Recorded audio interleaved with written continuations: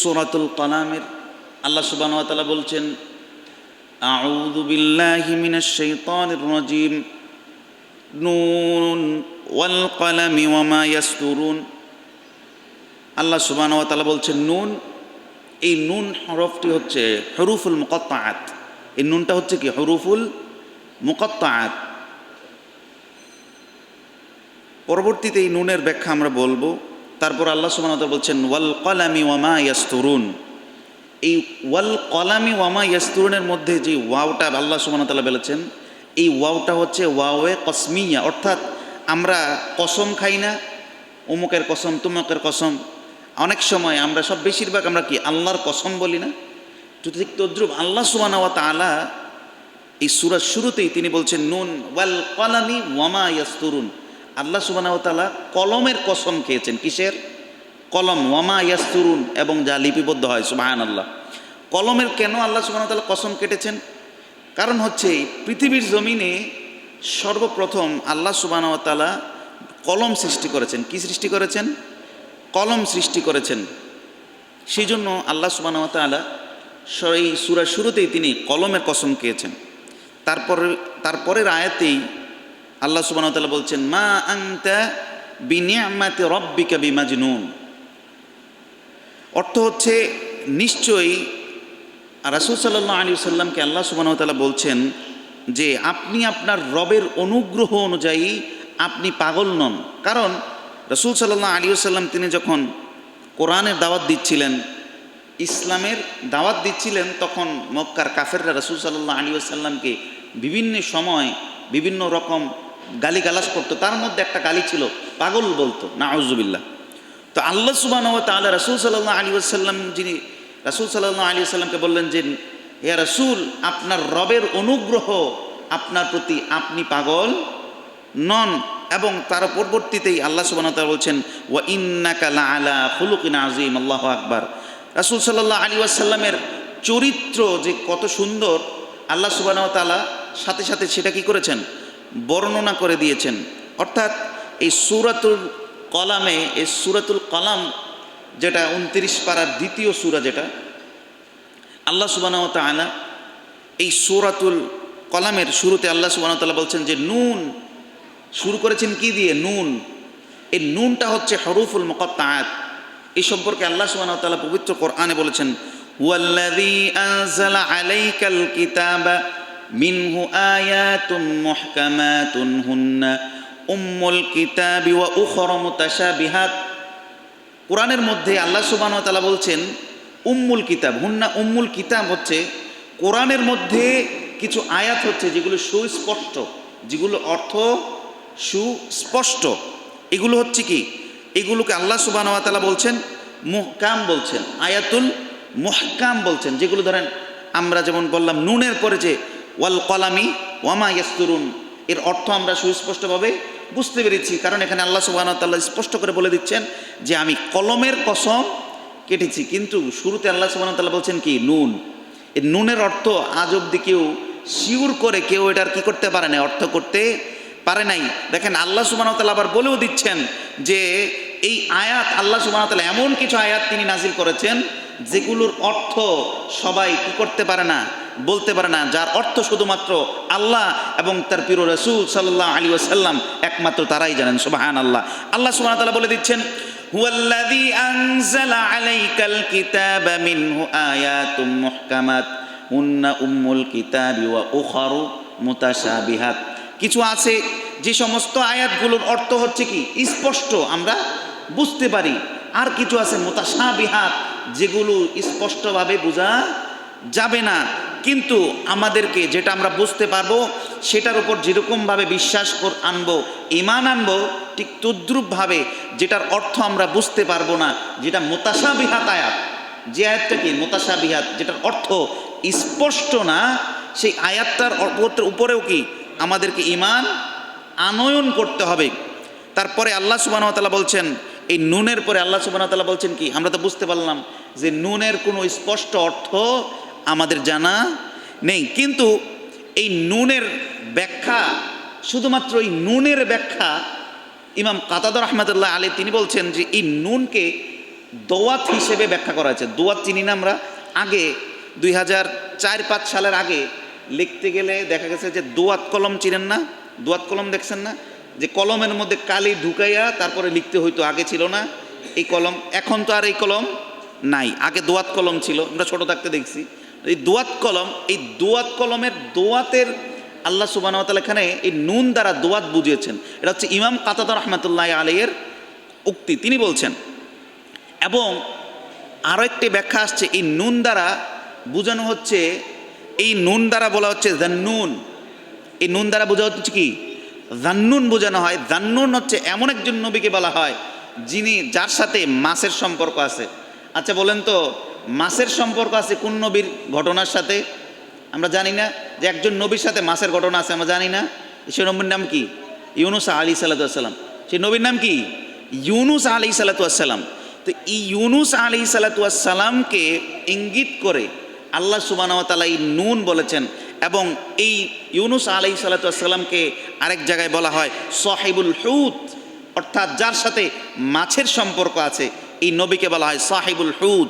এবং এই আয়াত দ্বারা, এই নুন দ্বারা আল্লাহ সুবহানাহু ওয়া তাআলা জান্নুন হযরত ইউনুস আলাইহিস সালামকে বলা হয়েছেন। যেরকমভাবে আল্লাহ সুবহানাহু ওয়া তাআলা সূরাতুল আম্বিয়ার 87 নম্বর আয়াতে বলছেন, ওয়াযান্নুনি ইয যাহাবা মুগাদিবান ফাযান্নু আল্লান তাকদিরা আলাইহি ফানাদা ফিয যুলুমাতি আল্লা ইলাহা ইল্লা আনতা সুবহানাকা ইন্নী কুনতু মিনাজ জালিমিন।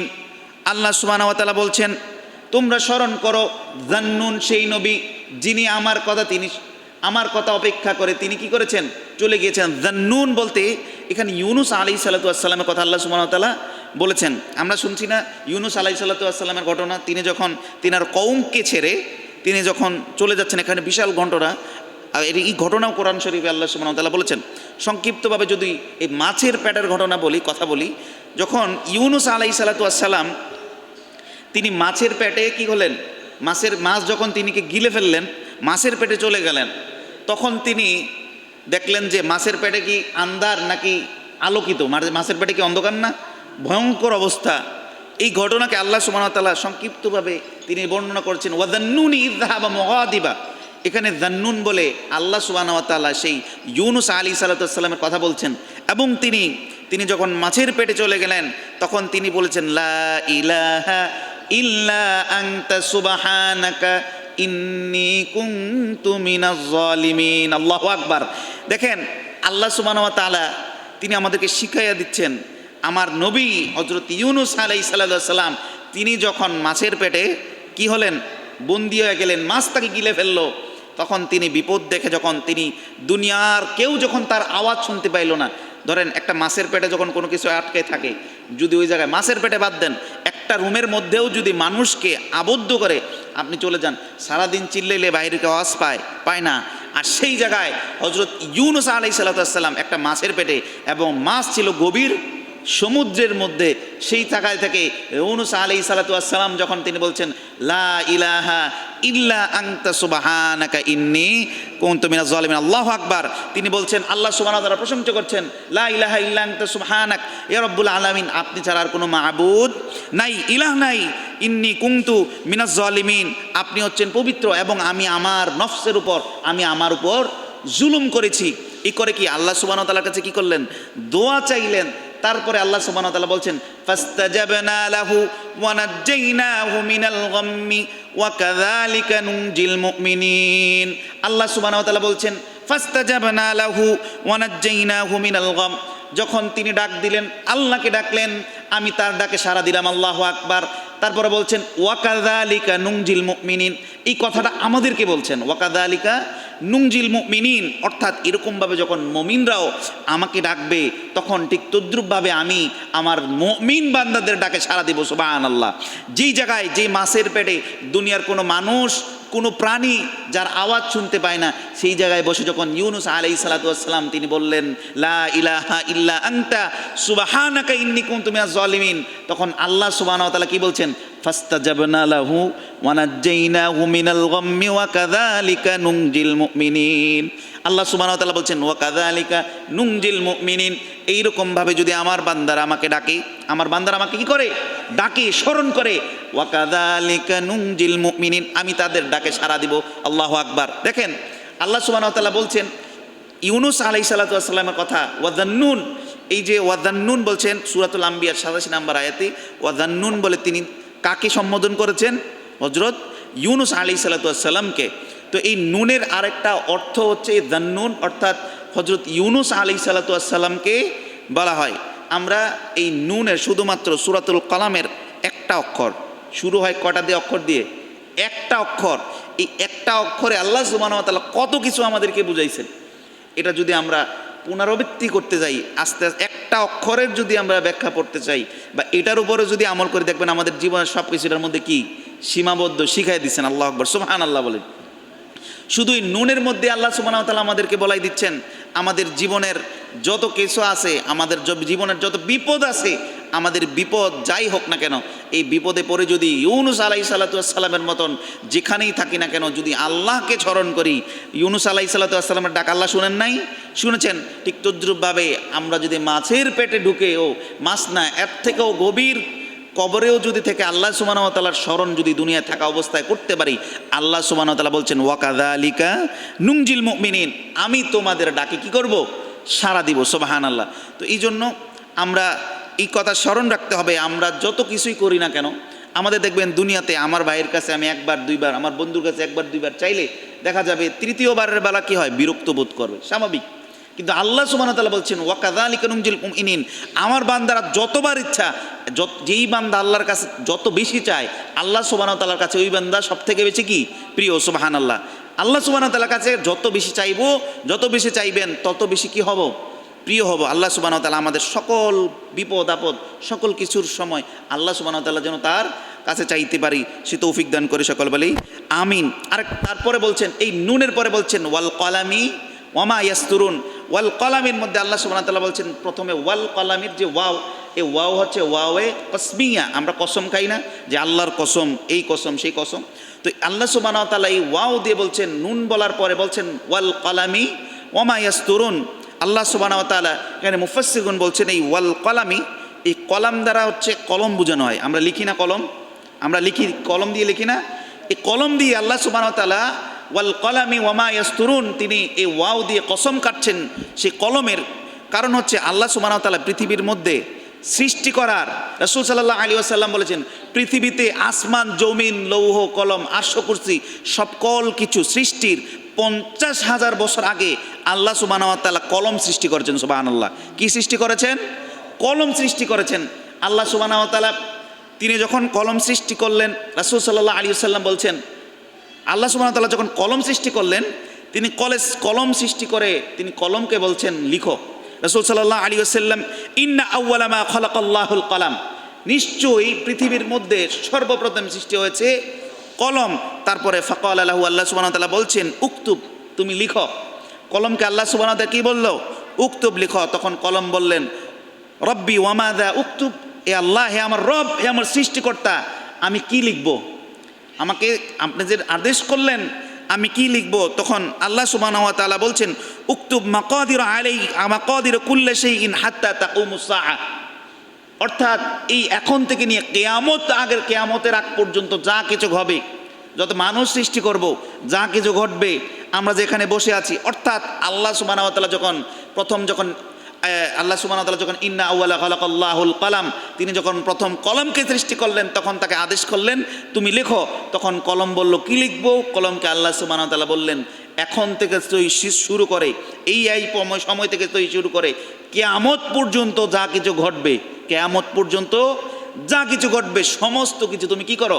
লিপিবদ্ধ করো। এই হাদিসটা একটা কথা মনে রাখবেন, এই যে কথাটা বললাম এটা মনে রাখবেন, এটা আমাদের বর্তমান প্রেক্ষাপটের কিছু কথার সাথে সম্পৃক্ত, এটার একটা অর্থ আছে, এটা বলবো।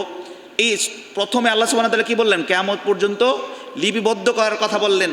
তারপর রাসূল সাল্লাল্লাহু আলাইহি সাল্লাম আরেকটা হাদিসে বলছেন আল্লাহ সুবহানাহু ওয়া তাআলা পৃথিবী সৃষ্টির আগে, আসমান জমিন সকল কিছু সৃষ্টির আগে, তার 50,000 বছর আগে কি করলেন? কলমকে সৃষ্টি করে নিলেন। আর এখন কিয়ামত পর্যন্ত যখন সকল কিছু লিপিবদ্ধ হলো, তখন কি রাসূল সাল্লাল্লাহু আলাইহি ওয়াসাল্লাম সহ রাসূল সাল্লাল্লাহু আলাইহি ওয়াসাল্লামের নবুয়তি লিপিবদ্ধ হওয়া কি বাদ ছিল নাকি? তিনি যে দুনিয়া আখিরে জামানার নবী হবেন, তিনি যে সর্বশ্রেষ্ঠ নবী হবেন, তিনি যে কুল কায়নাতের নবী হবেন, তিনি যে রহমাতুল লিল আলামিন হবেন, এটা কি তখন বাদ ছিল নাকি? লিপিবদ্ধ হওয়া বাদ ছিল নাকি? এটা কি লেখা বাদ ছিল? বাদ ছিল না। অর্থাৎ এই হাদিস দ্বারা বোঝা যায় যে রাসূল আকরাম সাল্লাল্লাহু আলাইহি ওয়াসাল্লাম তিনি যে আখিরি নবী, তিনি যে সর্বশ্রেষ্ঠ নবী, তিনি যে রহমাতুল লিল আলামিন হবেন, তিনি আল্লাহ সুবহানাহু ওয়া তাআলা শুধুমাত্র আদম আলাইহিস সালাতু ওয়াস সালাম নয়, শুধুমাত্র পৃথিবী সৃষ্টি নয়, আল্লাহ সুবহানাহু ওয়া তাআলা এই দুনিয়ার আসমান জমিন সকল কিছু সৃষ্টির 50,000 বছর আগেই রাসূল সাল্লাল্লাহু আলাইহি ওয়াসাল্লাম তিনি যে আখিরি জামানার নবী হবেন, তিনি যে সর্বশ্রেষ্ঠ নবী হবেন, তিনি যে রহমাতুল লিল আলামিন হবেন, সেটা আল্লাহ সুবহানাহু ওয়া তাআলা 50,000 বছর আগে কি করেছেন? লিপিবদ্ধ করে দিয়েছেন। সুবহানাল্লাহ। আরো জোরে বলি সুবহানাল্লাহ। এই কথা দ্বারা, এই হাদিস দ্বারা প্রমাণিত। এই হাদিস কেউ সহি বা এই হাদিসটা একদম সহি, এই হাদিস কি অস্বীকার করার কোনো সম্ভাবনা নাই। আল্লাহ সুবহানাহু ওয়া তাআলা তিনি সকল কিছুই তিনি কি করেছেন? আগে কি করেছেন? তিনি লিপিবদ্ধ করে দিয়েছেন। সেটা হচ্ছে আমাদের জীবনের সমস্ত কিছু, যত খাতা আছে, আমাদের জীবনে যত কর্ম আছে, আমরা কি করব, কিভাবে কি হবে, কিয়ামত পর্যন্ত সকল কিছু আল্লাহ সুবহানাহু ওয়া তাআলা তিনি কি করেছেন? কলমের মাধ্যমে তিনি কি করেছেন?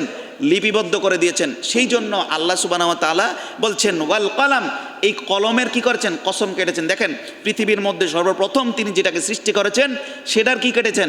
কসম কেটেছেন। আমরা যখন কসম কাটি, যখন আমাদের মধ্যে কেউ সন্দেহ করে যে তুমি মিথ্যা কথা বলছো, তখন আমরা কি করি?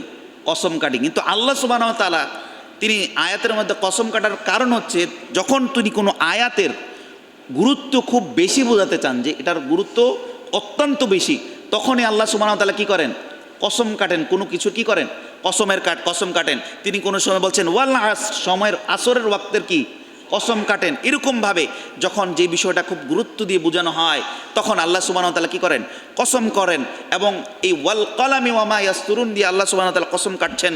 সেই কলমের, যেই কলমকে রাসূল সাল্লাল্লাহু আলাইহি সাল্লাম বলেছেন আউয়ালু মা খালাকাল্লাহুল কলাম, যে কলম আল্লাহ সুবহানাহু ওয়া তাআলা সর্বপ্রথম সৃষ্টি করেছেন। তারপরে মুফাসসিরগণ বলছেন এই কলম দ্বারা আরও অনেক কিছু বোঝানো যায়। আবার এটাও বোঝানো হয়, আল্লাহ সুবহানাহু ওয়া তাআলা যখন রাসূল সাল্লাল্লাহু আলাইহি ওয়াসাল্লামের কাছে তিনি যখন সর্বপ্রথম কোরআন নাজিল করলেন, তখন কোরআনের সর্বপ্রথম আয়াত কোনটা আমরা জানি? ইকরা বিসমি রাব্বিকাল্লাযী খলাক। বল সুবহানাল্লাহ। আল্লাহ সুবহানাহু ওয়া তাআলা বলেন নাই যে ইকামাতিস সালাহ, বলেন নাই। শুরু থেকে বলছেন যে ইকামাতিস সালাহ, নামাজ কায়েম করো, এটা বলছেন। আল্লাহ সুবহানাহু ওয়া তাআলা বলছেন ইকরা বিসমি রাব্বিকাল্লাযী খলাক, তুমি পড়ো তোমার প্রভুর নামে যিনি তোমাকে সৃষ্টি করেছেন। সুবহানাল্লাহ। দেখেন, আল্লাহ সুবহানাহু ওয়া তাআলা কিন্তু শুরুতে বলছেন কি? ইকরা, পড়ো। শুরুতে কি? পড়ো। কারণ হচ্ছে আমি যদি না পড়ি, না জানি, তাহলে কি কোনোভাবেই সম্ভব? আমি কি কোনোভাবে বুঝতে পারবো কিভাবে আল্লাহ সুবহানাহু ওয়া তাআলার ইবাদত করতে হয়?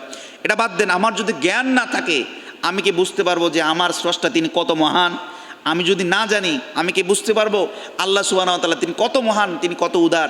আমাদের কীভাবে হিসাব হবে, নিকাশ হবে, এটাকে আমরা জানতে পারবো না। আল্লাহ সুবহানাহু ওয়া তাআলা জানেন। এই জন্য এটা বলা হয় মূর্খ যারা, তারা সমাজ যে ধ্বংস করে, এটা আল্লাহ সুবহানাহু ওয়া তাআলা তিনি এই কারণেই বলে দিচ্ছেন যে যার মধ্যে জ্ঞান নাই, পরিপূর্ণ জ্ঞান নাই। আগে তিনি কি বলেছেন? ইকরা বিসমি রাব্বিকাল্লাযী খলাক, পড়ো তোমার প্রভুর নামে যিনি তোমাকে সৃষ্টি করেছেন। আল্লাহ সুবহানাহু ওয়া তাআলা এই কোরআন এই জায়গাতেও তিনি বলেছেন, এই সূরা 4 নম্বর আয়াতে বলছেন আল্লাযী আল্লামা বিল কলাম, আল্লাযী আল্লামা বিল কলাম, যিনি কলমের মাধ্যমেও তোমাদের কি করেছেন? শিক্ষাদান করেছেন। অর্থাৎ আমরা যদি কোনো কিছু শিখতে যাই, আমাদের শেখা আগে প্রথম কি? পড়ি, তারপরে কি করি? লিখি। আগে কি আমরা যদি কোনো কিছু না পড়ে কি লিপিবদ্ধ করতে পারি, লিখতে পারি না। আগে কি করি? পড়ি। এই জন্য আল্লাহ সুবহানাহু ওয়া তাআলা আগে বলছেন কি?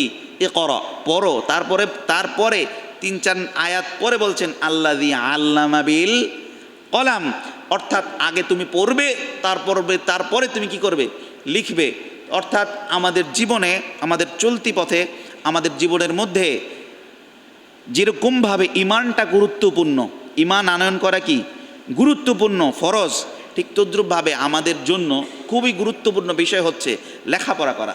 আল্লাহ সুবহানাহু ওয়া তাআলা এই জন্য কিন্তু শুরুতে তিনি বলছেন ইকরা বিসমি রাব্বিকাল্লাযী খলাক। সেজন্য আমাদের শিক্ষা ব্যবস্থার মধ্যে, পড়াশোনার মধ্যে পরিপূর্ণ ইলম, পরিপূর্ণ জ্ঞান, সমাজের জন্য, আমার নিজের জন্য দ্বীনের জ্ঞান, এটা আমাদের সকলের জন্য থাকা ফরজ। এই জন্য আমাদের আগেই সকল কিছুর পূর্বে সর্বপ্রথম যেটা করতে হবে, আমার সন্তানকে, আমার ভাইকে আগে কি করাতে হবে? পড়াতে হবে। কি করতে হবে? পড়াইতে হবে। যদি জ্ঞান না থাকে, ইলম না থাকে, তাহলে সম্ভব নয়, কোনোভাবেই সম্ভব নয়। এই জন্য আল্লাহ সুবহানাহু ওয়া তাআলা বলছেন ইকরা বিসমি রাব্বিকাল্লাযী খালাক। অর্থাৎ আমরা কি বুঝলাম? সূরাতুল কলামের প্রথম যে আয়াতটা, নুন ওয়াল কলামি ওয়ামা ইয়াসতুরুন, এই যে একটা আয়াত, এই আয়াতের মধ্যে আল্লাহ সুবহানাহু ওয়া তাআলা আমাদের কি কি শিক্ষা দিচ্ছেন? নুন দ্বারা বোঝাচ্ছেন, কেউ কারো মতেন দোয়াত, আবার কেউ বলছেন এই নুন দ্বারা, দ্য নুন হযরত ইউনূস আলাইহিস সালাতু ওয়াস সালামের কথা বলছেন। কারণ এই আয়াতের পরবর্তীতে কিন্তু আল্লাহ সুবহানাহু ওয়া তাআলা রাসূল সাল্লাল্লাহু আলাইহি ওয়াসাল্লামকে যে কাফের মুশরিকরা গালি দিত, স্বাভাবিক কাফের মুশরিকরা কি করতো? গালি দিত, অত্যাচার করত। এই অত্যাচার যখন মুশরিকরা করত, তখন রাসূল সাল্লাল্লাহু আলাইহি ওয়াসাল্লামকে সান্ত্বনা দেওয়ার জন্য আল্লাহ সুবহানাহু ওয়া তাআলা, এবং শুধুমাত্র রাসূল সাল্লাল্লাহু আলাইহি সাল্লামের মাধ্যমে আমাদেরকে বোঝানোর জন্য, আমরা যখন দ্বীনের দাওয়াত দিব, দ্বীন সম্পর্কে কথা বলবো, তখন কিন্তু দেখবেন মানুষ আমাদের কি কি বলবে? ভালো কাজ করতে গেলে কিন্তু মানুষ দেখবেন পাগল কয়, গালাগালি করে। তো এরকম রাসূল সাল্লাল্লাহু আলাইহি সাল্লামকে যখন গালাগালি করেছেন, তাকে এমনকি রাসূল সাল্লাল্লাহু আলাইহি সাল্লামকে পাগলও বলেছেন। এই জন্য আল্লাহ সুবহানাহু ওয়া তাআলা রাসূল সাল্লাল্লাহু আলাইহি সাল্লামের চরিত্র, যে পৃথিবীর সর্বশ্রেষ্ঠ চরিত্র, এই সম্পর্কে আল্লাহ সুবহানাহু ওয়া তাআলা শুরুতেই এই সূরাটার শুরুতেই করেছেন রাসূল সাল্লাল্লাহু আলাইহি ওয়াসাল্লামের কি দিয়ে? তার কি প্রশংসা দিয়ে। সুবহানাল্লাহ। রাসূল সাল্লাল্লাহু আলাইহি সাল্লামের প্রশংসা দিয়ে, এবং এই যে কসম করেছেন, এই কসমটা রাসূল সাল্লাল্লাহু আলাইহি ওয়াসাল্লামের প্রশংসা আমাদের বোঝানোর জন্যই তিনি কি করেছেন? কসম করেছেন। পরবর্তী যে 2 নম্বর আয়াতই কিন্তু আল্লাহ সুবহানাহু ওয়া তাআলা বলছেন, মা আনতা বিনিআমাতি রাব্বিকা বিমাজনুন, হে রাসূল, আপনি আপনার রব সৃষ্টিকর্তার অনুগ্রহ অনুযায়ী আপনি পাগল নন। মানুষ আপনাকে যাই বলুক, কাফেররা রাসূল সাল্লাল্লাহু আলাইহি সাল্লামকে পাগল বলেছেন, জাদুকর বলেছেন, নাউজুবিল্লাহ, এরকম যাই বলুক না কেন, আপনি হচ্ছেন আপনার রবের মধ্যে। তার পরবর্তীতে আল্লাহ সুবহানাহু ওয়া তাআলা বলছেন, ওয়া ইন্নাকা লাআলা খুলুকিন আযীম, আপনি হচ্ছেন চরিত্রের মধ্যে, চরিত্রের যে স্তর, মানুষের যেই চরিত্র, মানুষের যে খুলুকিন আযীম, যে খুলুক, হুসনে খুলুক হয়েছে, এই খুলুকে আযীমের মধ্যে, আযীম অর্থাৎ সর্ব উপরে যেই, আযীম মানে কি? উপরে। আযীম মানে কি? উপরে। চরিত্রর যেই ধাপ রয়েছে, তার মধ্যে সর্বোচ্চ ধাপের মধ্যে কি? আপনার চরিত্র। আচ্ছা, যে মানুষ পাগল, তার কি কোনো চরিত্র আছে? পাগলের কোনো চরিত্র আছে? চরিত্র নাই। তা আল্লাহ সুবহানাহু ওয়া তাআলা এই সূরার শুরুতে তিনি কসম কাটছেন, কসম কেটে তিনি রাসূল সাল্লাল্লাহু আলাইহি ওয়াসাল্লাম তার চরিত্র, তিনি যে কীরকম, আর তিনি যে রাহমাতুল লিল আলামিন, তিনাকে যে গালাগালি করত, কাফেররা যে গালাগালি করত, পাগল বলতো, এই বিষয়টা যে তারা যে কতটা খারাপ, তারা যে রাসূল সাল্লাল্লাহু আলাইহি ওয়াসাল্লাম মিথ্যা অপবাদ দিত, এইটা আমাদেরকে বোঝানোর জন্য আল্লাহ সুবহানাহু ওয়া তাআলা ওয়াল কলাম, কলমের কসম কেটে বলছেন, এবং বলছেন ওয়া ইন্নাকা লাআলা খুলুকিন আযীম, হে রাসূল, আপনাকে তারা যাই বলুক না কেন, আমি বলছি আপনি হচ্ছেন ওয়া ইন্নাকা লা খুলুকিল আযীম। সুবহানাল্লাহ। আমি বলছি আপনি হচ্ছেন, আপনার চরিত্র হচ্ছে আযীম, খুলুকে আযীম, আপনার চরিত্র হচ্ছে সর্বশ্রেষ্ঠ চরিত্র। সুবহানাল্লাহ। অর্থাৎ আল্লাহ সুবহানাহু ওয়া তাআলা সূরাতুল কলামের এই প্রথম আয়াতটাই যেটা বলেছেন, এর তাফসীর, সংক্ষিপ্ত তাফসীর আমরা শুনলাম, এবং যে পরবর্তী দ্বিতীয় যে আয়াতটা, এটার অর্থ আমরা জানলাম। ইনশাল্লাহ আগামী সপ্তাহে আমরা শুধুমাত্র এই দ্বিতীয় যে আয়াতটা রাসূল সাল্লাল্লাহু আলাইহি ওয়াসাল্লামের সম্পর্কে বলেছেন, এই আয়াতের সংক্ষিপ্ত তাফসীর শোনার চেষ্টা করব। আল্লাহ সুবহানাহু ওয়া তাআলা আমাদের সকলকে তৌফিক দান করুক, আমরা যেন কোরআন এবং হাদিস অনুযায়ী আমাদের জীবন পরিচালনা করতে পারি, এবং রাসূল সাল্লাল্লাহু আলাইহি ওয়াসাল্লামের দিকে যা পথ মত আদর্শ গ্রহণ করে, তার সাহাবীদের প্রতি মহাব্বত, ভালোবাসা রেখে আল্লাহ সুবহানাহু ওয়া তাআলা যেন আমাদের জীবনকে অতিবাহিত করার তৌফিক দান করে। সকলে বলে আমিন। ওয়া মা তৌফিকি ইল্লা বিল্লাহ। আরেকটা বিষয় যেটা বলছিলাম, আমাদের সমাজে প্রত্যেক সপ্তাহে বলা হয় যে সমাজকে ধ্বংস করার জন্য, গত সপ্তাহে বলেছি যে মদ, গাঁজা, এগুলো নেশাগ্রস্ত জিনিসগুলো হচ্ছে কি সব থেকে, যে বিষয়টা যে একটা সমাজকে ধ্বংস করা দেওয়ার জন্য চাবিকাঠি হিসাবে ধরা যায়, সেটা হচ্ছে কি এই সমস্ত নেশাগ্রস্ত জিনিস। আর এগুলো কিন্তু, এটার শুরু হয় কিন্তু সিগারেট দিয়ে। কি হয়? সিগারেট দিয়ে শুরু হয়। কি? সিগারেট দিয়ে। তো দেখা যায় আমাদের সমাজে এখন ছোট ছোট বাচ্চারাও দেখা নাকি সিগারেট খায়। অনেক সময় আপনারা অনেক সময় হ্যাঁ এগুলো তাদের প্রকাশ করবেন না, কিন্তু তাকে এটার জন্য শায়েস্তা বা তাকে এটার জন্য শাসন করতে হবে। যদি আজকে শাসন না করেন, আজকে কিছু বললেন না, তারপরের দিন গাঁজা খাবে, তারপরের দিন আসার বসে। তো এই জন্য আমাদের চোখে বা আমাদের সামনে যদি এরকম কোনো পরিস্থিতি আমাদের সামনে আসে, আমরা অনেকে কি করি যে পুরা গ্রামে জানাইয়া স্বাভাবিকভাবে, সে এখন ছোট মানুষ, তাকে যদি আপনি সবার সামনে বেইজ্জতি করেন, শরম দেন, তখন তার মধ্যে একটা রাগ তৈরি হবে। সেজন্য আপনার চেষ্টা করবেন নিজেদের মধ্যে করে বা পারিবারিকভাবে, এটা নিজেদের দরকার নেই, পারিবারিকভাবে তাদেরকে বোঝানোর এবং তাদেরকে ছোট অল্প হলেও শাস্তি দিয়ে বোঝানোর জন্য চেষ্টা করবেন। কারণ আজকে যদি ছাড় দেন তাহলে সেটা পরবর্তীতে কী হবে, আরও জঘন্য রূপ ধারণ করবে। আমি বলছি, আমি কিন্তু আপনাদের এলাকায় সবসময় থাকা হয় না, আপনারাই থাকেন আপনার সন্তানদেরকে নিয়ে। কি আপনি থাকেন, আপনার সন্তান নষ্ট হলে আপনার সমাজ নষ্ট হবে। আপনার সমাজ যদি নষ্ট হয় তাহলে আপনার পরিবার নষ্ট হবে। আপনার পরিবার নষ্ট হলে আপনি কি খুব শান্তিতে থাকবেন নাকি? আপনার পরিবার যদি নষ্ট হয়, সন্তান নষ্ট হয়, আপনি কি খুব শান্তিতে থাকবেন? কেউ শান্তিতে থাকতে পারবেন? ঠিক করে